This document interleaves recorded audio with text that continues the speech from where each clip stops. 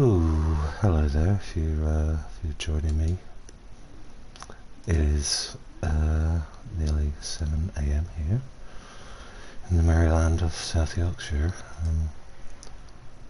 and I'm just doing a wake-up stream of Downwell, which usually takes, if you include all me dying over and over again at the start. It takes about 35 minutes. Okay, I've got the chat open if anyone like me is stupid enough to be out of bed. Alright.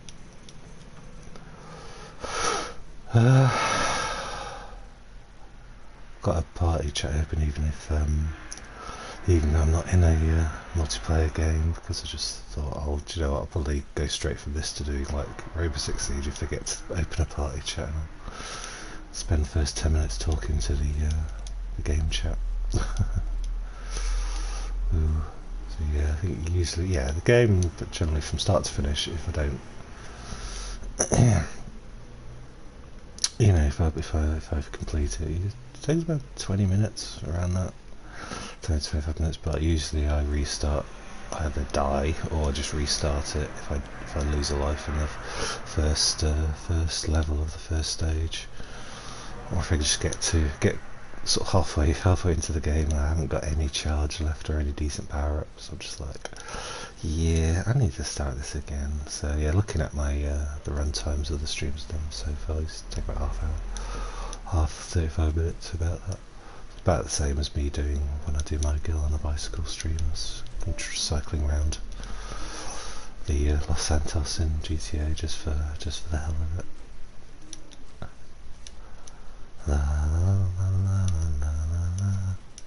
I was thinking about, I've got my window open, but I'm sat right next to my lounge window, so if it gets too noisy outside, which it shouldn't this time of day, I'll start closing things.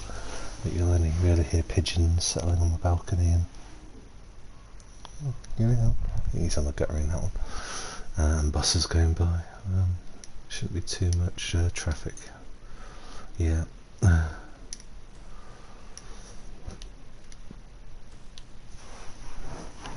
And yeah, I did manage to get back to sleep after streaming earlier. If you missed it, I woke up at like about midnight and decided to, since I was just lying there thinking about Rainbow Six Siege anyway, I thought, I'd just get up and do a few matches. I did. Ended up going back to bed and falling asleep quite quickly based on how much I remember of the audiobook I was listening to, which was Masquerade by Terry Pratchett. Got basically listened to those most of the Nigel play, well, like the first, I don't know, up to, oh god, I guess the last, no, I'm second level in, so maybe up to the end of the Nigel Planer red ones, basically, so, and a couple after as well, because Stephen Briggs isn't too bad, actually. I think the last hero is like the latest. It's like the latest in the series that I listen to regularly, but it's not the latest that I own. But yeah, I don't think I got. I think I got into Perdita X Net or Dream. Having her auditions at the Opera House, which I always feel should be the disc, the disc that what's his name from in Weird Sisters ends up building. I don't know why they didn't go with the disc. That could be used as an Opera House too, but instead they just call it the Pork Opera House, which is kind of dull. I'll try to remember his name. I feel bad that I don't remember that character's name. I don't listen to Weird Sisters much because of the Nigel Planer. Austin Briggs doesn't read those. It's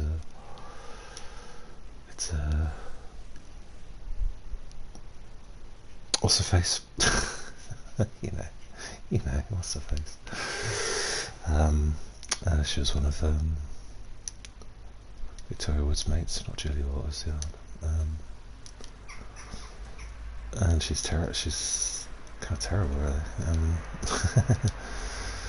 So I did buy the abridged versions of her, the ones she did read by Tony Robinson. He's fine. He's not. He's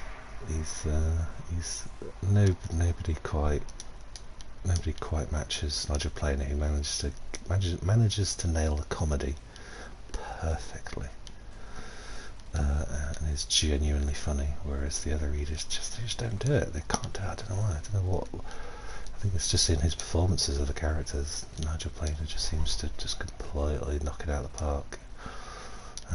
Yeah.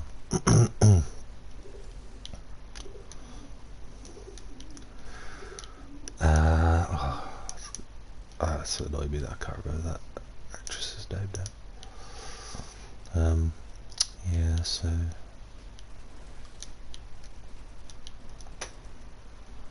I was going to read a reference book, like a history book, and got a few that I'm working on, really.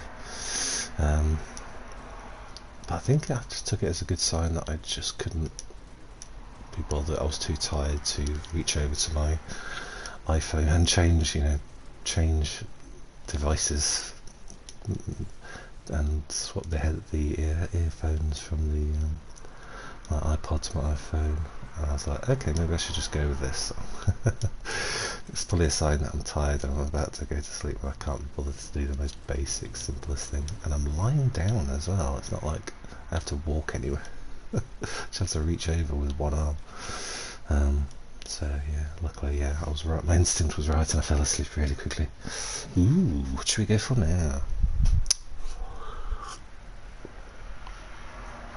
I would say it's a bit early for the popping gems. I usually try to wait till I'm past the first two stages, so I'm going to go for. I don't get blast module if I've already picked up the knives and forks, because it can create havoc trying to pick up food. So but since I don't have the knife and fork, I shall go for blast module. But yeah, definitely leave blast module to at least the second stage, because the first stage you risk blowing up a lot of the things you need to stand on, whereas this one there's a lot of hard things to stand on. Ooh. No. They're being a bit shy today, the pigeons. They're not coming to sit on the balcony. What do pigeons eat? I know, based on trying to have a sandwich in a city centre, on a city centre bench, they'll eat anything, but I don't know whether to put something out for them. But then again, that will A, encourage them to come more, and B, I think it's best not to, it's good not to feed wild animals, isn't it? Because then they become dependent on you. So it's that bizarre, sort of tough love, I think is the phrase. I was able to do it with the cat when I was growing up. We had a family cat that I had for 15 years. Probably, yeah, 15 years. I never fed her like snacks and stuff, like even though she would like beg for like food that I was eating, because if they're not used to something, they'll puke it up. Do you know what I didn't want to have to deal with? What I didn't want anyone to have to deal with is cat puke, which is erroneously called hairballs by most people. It's not, which sounds cute. Hairballs are not cute. It's just cat puke. Shouldn't call it something cute when it's not cute. It's like mildew. It's mould basically, isn't it? It's just brown, disgusting mould that reminds you that you haven't cleaned your bathroom in months because you're too depressed. Mildew. Yep, it's dirty mould. Yeah. I'm all for plain speaking, me. Yeah.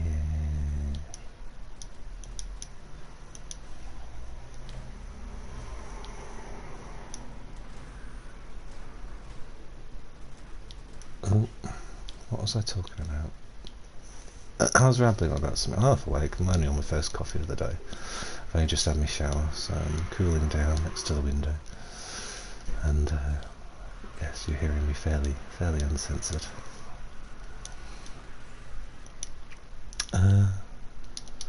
Charge, please. How much have I got already? 13. So probably, yeah, I'd say around the teens. It's good. Maybe 12, 13 is probably a good time to start picking up lasers, power, gun boot power-ups. Woo.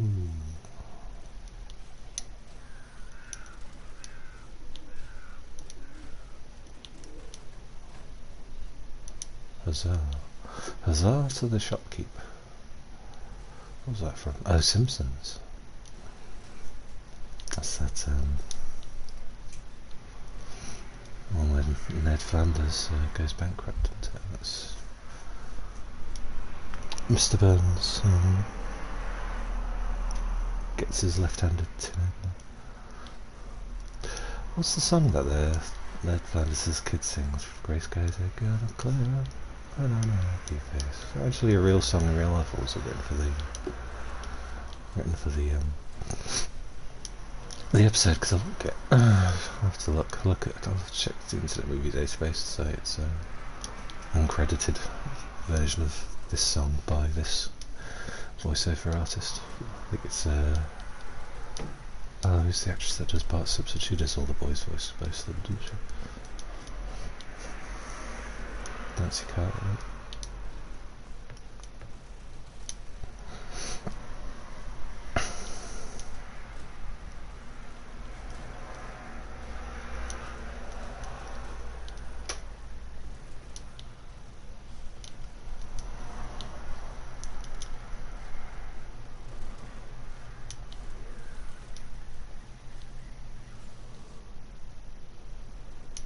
Yeah, it's that episode where they farmed the episode. The animators farmed it out to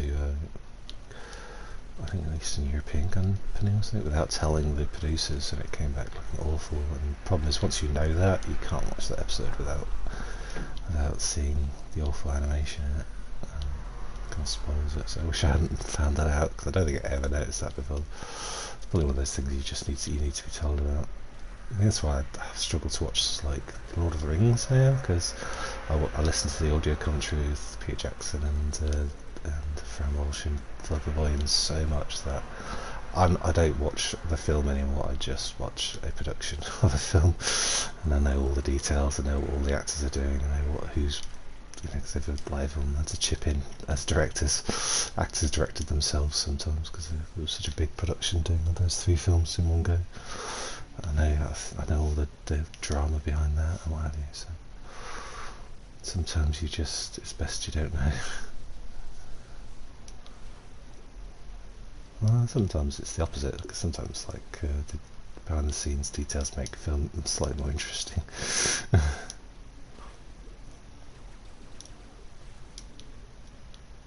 yeah, the audio commentary does help.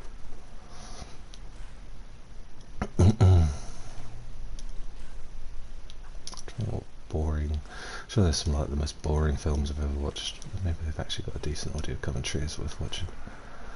Easily, I would say the most boringest films I've ever watched are like crime dramas from the late 80s, early 90s. They like pre-Heat, Heat defines the crime drama, whereby you could make them fun and exciting and have thriller elements in your crime drama. But there were some like before that were just utterly tedious. There's one called, it's got different names. In the United Kingdom they call it Blue Jean Cop, and it stars Peter Weller and Sam Elliott. This guy's such a fucking dude. And I can't remember what it's called in America. It's its original, proper name, whatever it's called, Blue Jean Cop, which sounds really like a few gay pornos I've watched. That's Tequila Sunrise as well, with Kurt Russell and Mel Gibson. And The Grifters as well. Some of the 3 of the most boringest films you'll ever watch in your whole life. Yeah, because they left the fun out of crime thrillers. I don't think it was until Michael Mann came along with Heat and completely changed the genre around, and now they make them exciting. I'd say that there's, I would say drama because there's a difference between the two. Thriller is obviously more concerned with the plot and it's more of suspense and action orientated. Where crime drama is really more centered around the characters and the lives of these intertwining people. And yeah, in the wrong hands, it can be utterly ball you off your arse. Have I got knife and fork yet? Oh, I have. I just picked it up. Okay, shit, I forgot. That's the problem. After I get knife and fork, I completely forget that I've got it for like so many levels. Now I like look over. I'm like, oh shit, I've got knife and fork, dude. Why didn't nobody tell me? Because I just sat here talking to myself. That's no excuse. That's no excuse. What do you weren't watching? It's no excuse. You should tell me. Oh, bloody hell. Oh, don't you kill me. Oh, I've got one life left, got to be careful. Freaking. Oh, dude. Oh, I don't know why I just pressed home button then, sorry. Should I have another go? I didn't get that far into it. So why was I talking about crime dramas? Oh, did I quote one? I think I may have quoted one, or something like that. I don't know.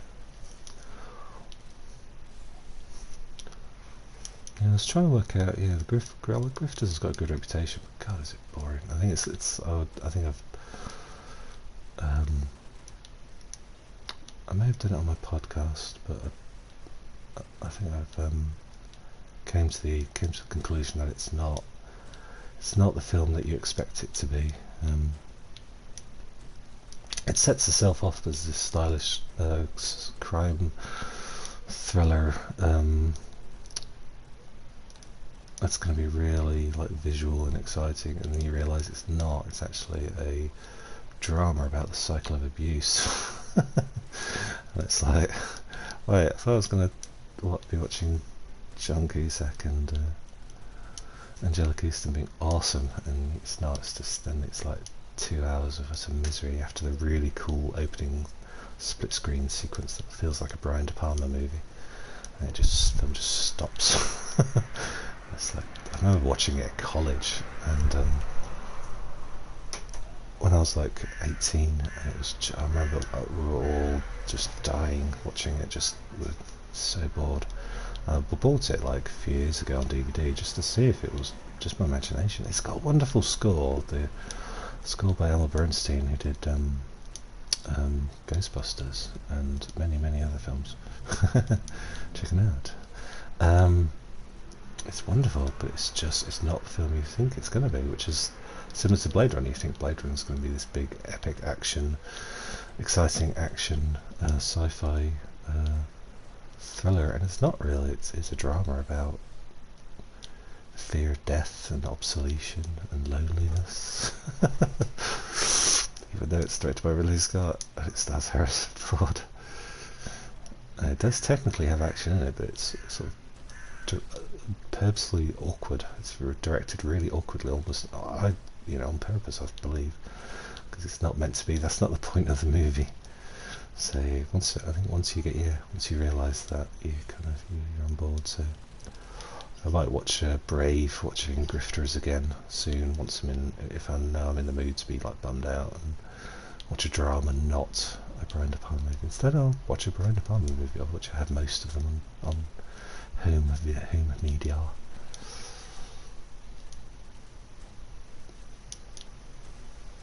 Apart from the super early ones and the super later ones, of course. Yeah, because what did I watch?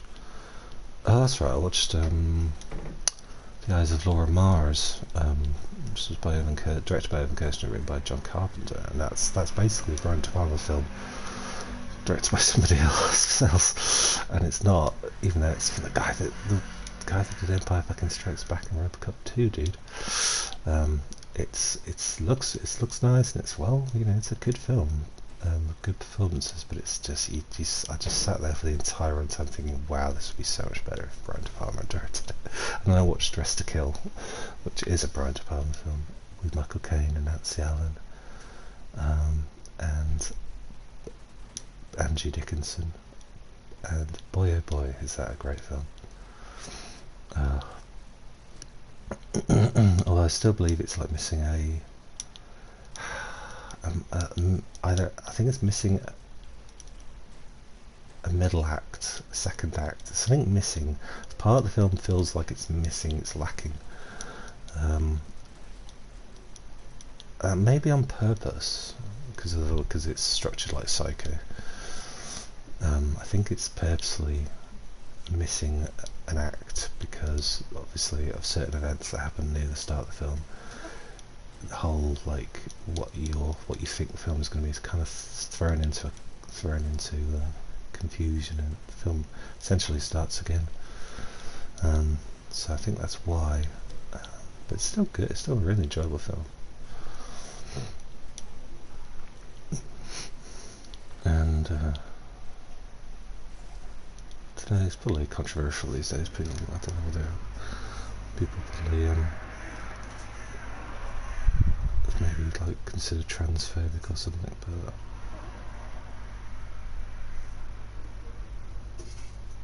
it doesn't.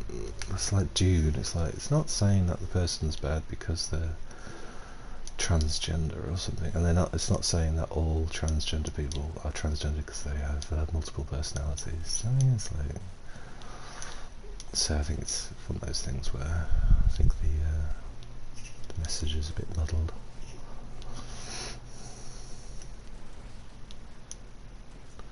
And certainly if it is like defended, well, I think it's born out of the mistake was born out of ignorance rather than a nasty intent, if you know what I mean. So I know you could say ignorance is an excuse, but sometimes it is. Sometimes people just don't know about stuff because society, hasn't grasped stuff yet. So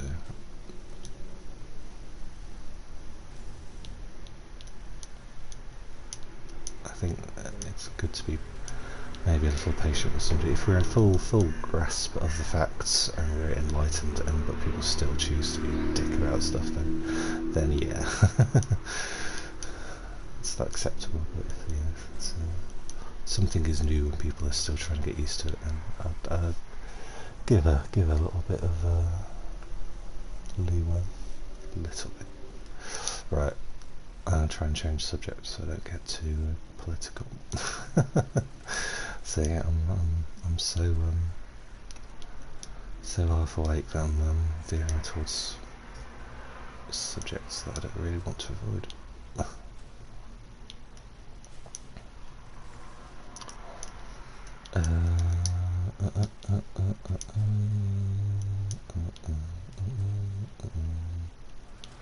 I know it was Silence of the Lambs where there was they had to go about the I believe it was transphobic. I don't know.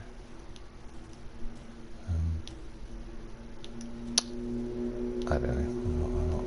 I'm not interested in debating now. Oh, somebody's got a noisy motorbike.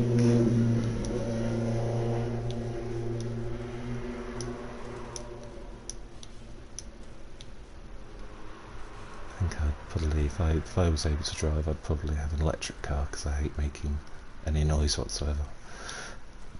Generally try to be the quietest, have so little audible impact on the world that I think I would probably spunk out on an electric car just to be quiet. Don't want to bother anybody. And draw attention to myself.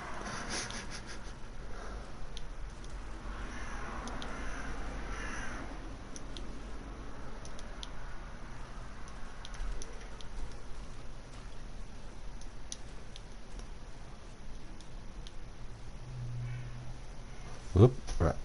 Drink a coffee.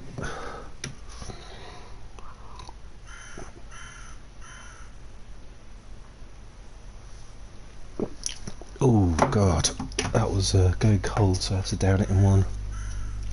That was pretty rough. All I say is sort of a dilemma. That's three pickups, power-ups that I gumboot parrots that are not gumboot parrots, just parrots in general that are I do like. I've got to choose, but I usually go for the discounts if that pops up as a priority. I think it would have been a second priority, the gunpowder blocks.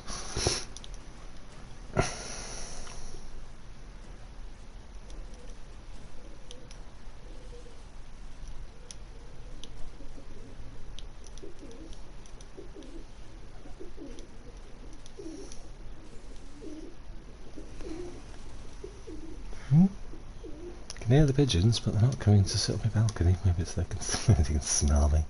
I've had a shower. It's dove nourishing shower cream that you're smelling. Oh my giddy aunt. Oh, curling for you. If I die this time, I'll call it a day and go and freshen up and do some R6. Oh, I haven't got. I've shot that that block then, thinking I had gunpowder blocks, but I don't. Oh, dude, those red things are just like my worst enemy. And it's doing that weird thing where it's not. My gumboots aren't having quite the effect that they should do. I don't know what causes that. I don't know. It's not my imagination. I think they are weakened somehow by some power up or another. I don't know which one it is. I don't know which power up it is that does it. I'm not being paranoid. Pretty sure this is the case. Definitely happens sometimes where it just seems to take me forever to kill the most basic thing, even though I'm like shooting directly at it, and I know I am. It's usually a good time to pick up the laser power gumboot power if I can. So I just had to wiggle my ear because it was getting itchy.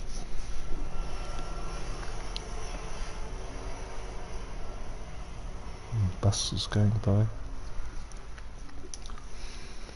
Ooh, damn you, damn you.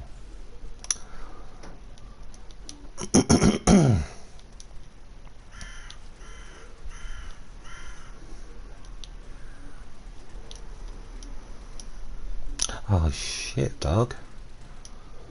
So not only did I get those that food, I injured myself.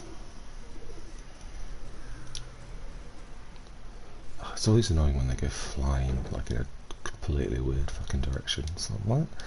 Why have you gone that way? Oh no, I didn't get it. The skull food, skull body, or whatever. I don't know how to describe it. Oh, ooh. Nom nom nom nom nom. I need to clean out my big cooking pot because I made a massive batch of pasta yesterday to eat throughout the day, and I finally finished it at like 2 AM after I streamed earlier. And I need to wash it. I needed to use it up because it was like made using those vegetables are fried like Wednesday, that's now. No, Tuesday. So you generally like leave things like in the fridge for like 2 days. Yeah. So the third, right. So basically, yeah, I aim to get rid of it. If I cook it on Tuesday, I aim to have it. Make sure it's eaten by the end of Thursday. So it's got to be gone by Friday or it's going in the bin. Don't know if I think that's about right, isn't it? That's what they say about meat. Anything really, you know. Any perishables, fridge items. If once you open it, use it within 2 days. It's the rule, which is hard when you're single and live by yourself.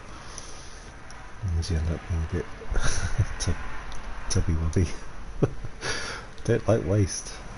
God damn it. So yeah, I made the pasta with those fried vegetable leftovers. So it needed really using it. Well, I'm sure it probably would have been okay today, but try telling that to Hungry Jim at 2 o'clock in the morning. And I hadn't put it in the fridge, I purposely left it out to force me to eat it. It dried out quite nicely, which I don't like. I don't like moist pasta for some reason. I really like dry pasta. Ooh, lovely. So yeah, I left it out all day. It dried out nicely. By 2 a.m. it was even the I think it was macaroni, I think, or something like that. It was starting to go stale. Oh, it's lovely, crunchy, crunchy, crunchy, crunchy. As far as I'm still alive, to be honest with. Should have had food poisoning long ago.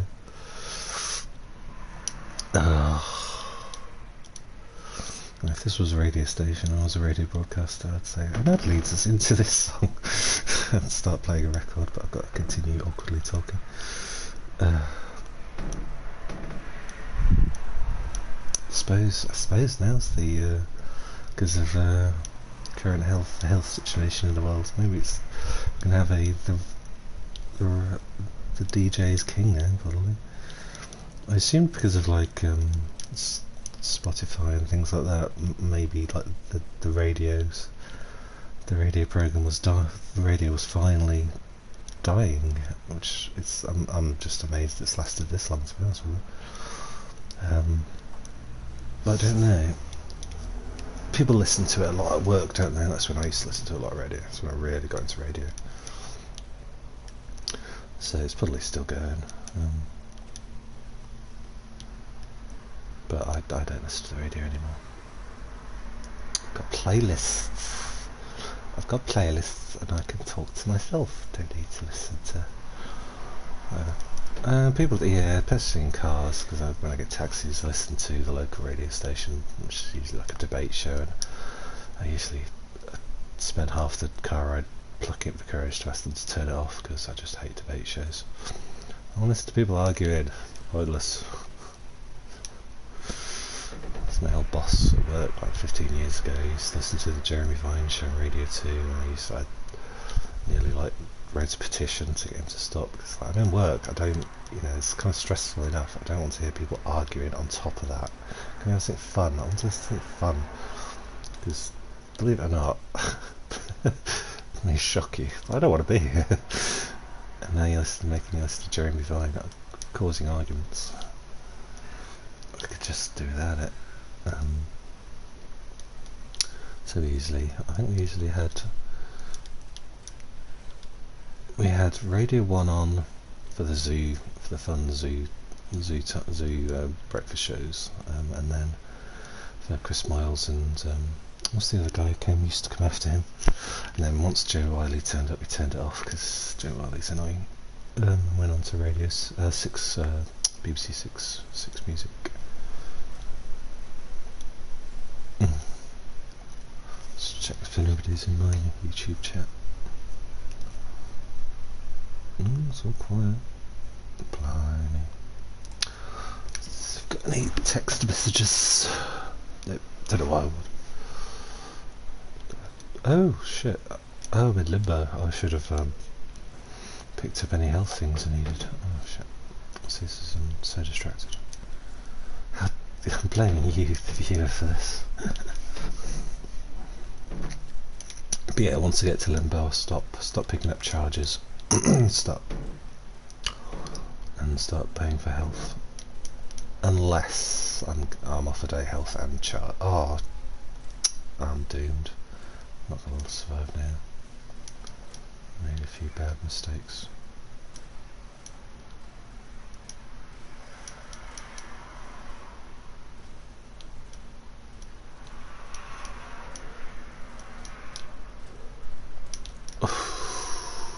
Wow, how did I survive that? Whoa, killed myself. Aye, silly boy. Okay, well I'll stop this stream now and I'll go over to, I'll freshen up and make another coffee probably, and then I'll start possibly start a Rainbow Six Siege stream, or something else maybe actually. I might play something else. Yeah, a single player game. Yeah, if you've watched, thanks for watching. I'll chat to you in a bit. Toodles!